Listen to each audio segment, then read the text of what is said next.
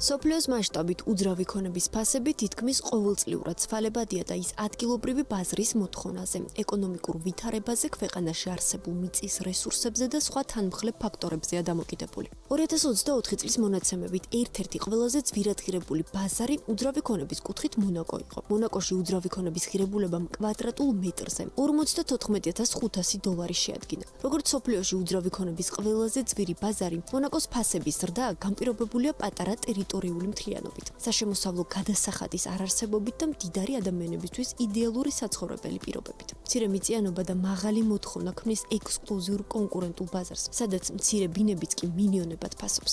ერთ-ერთი ყველაზე მჭიდროდ დასახლებული ქალაქ სახელმწიფო ჰონგ-კონგი მიწის დეფიციტს განიცდის. ქალაქის მთაგორიანი რელიეფი მშენებლობებს ხუტავს, როგორც გლობალური ფინანსური ცენტრი, დიდი ინვესტიციების მოზიდვას ახერხებს, ხოლო მთავრობის მიერ მიწის მკაცრი კონტროლი უძრავი ქონების ფასებს მაღვაწებს. ჰონგ-კონგში კვადრატული მეტრის ღირებულება $26400 შეადგენს. საერთაშორისო ფინანსური და ტექნოლოგიური ჰაბი სინგაპური მიწის მცირე რესურს ფლობს. ძლიერი ეკონომიკის მქონე ქალაქ-სახელმწიფოში მთავრობის მკაცრი საცხოვრებელი პოლიტიკაა, რაც უძრავ ქონებას აწვირებს. სინგაპური ერთ-ერთია იმ ქვეყნებს შორის, სადაც 2024 წელს უძრავი ქონება ყველაზე ძვირად ფასობდა. კვადრატული მეტრის ღირებულება აქ $22000-ია. შვეიცარია სტაბილურობით განსაკუთრებული საბანკო სექტორით და მდიდრული ცხოვრების სტილით ცნობილი. შვეიცარია ერთ-ერთია იმ ქვეყნების ჩამონათვალში, სადაც უძრავი ქონების ღირებულება თითქმის ყოველ წელს იზრდება. შეზღუდული მიწოდება და უცხოელი ინვესტორების დიდი ინტერესი ქვეყნის უძრავ ქონებას კიდევ უფრო აწვირებს. შვეიცარიაში კვადრატული მეტრის ფასი დაახლოებით $16200-ია.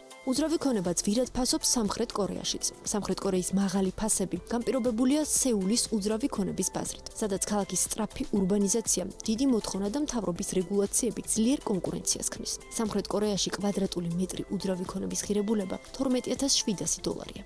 რაც შეეხება იმ ქვეყნებს, სადაც 2024 წელს უძრავი ქონების ყველაზე დაბალი ღირებულება დაფიქსირდა, ისინი მეტწილად აფრიკისა და აზიის კონტინენტზე მდებარე სახელმწიფოები არიან. რეიტინგში ხვდება ეგვიპტე. მიუხედავად მზარდი ეკონომიკისა, ეგვიპტის უძრავი ქონება ერთ-ერთი ყველაზე ხელმისაწვდომია, რადგან არსებობს მიწის დიდი მარაგი, შემოსავლის დაბალი დონე და პოლიტიკური არასტაბილურობა, რაც ქვეყანაში მსხვილი ინვესტიციების შემოდინებას აფერხებს. ეგვიპტეში კვადრატული მეტრი უძრავი ქონების ფასი $500. ხელმისაწვდომი უძრავი ქონებით გამოირჩევა ტუნისი. აქ კვადრატული მეტრის ფასები დაახლოებით $900-დან იწყება. 2011 წლიდან დაწყებული არასტაბილური პოლიტიკური ვითარება, ამასთან ეკონომიკური პრობლემები და უცხოური ინვესტიციების ნაკლებობა ქვეყნის უძრავი ქონების დაბალ ღირებულებას ხსნის.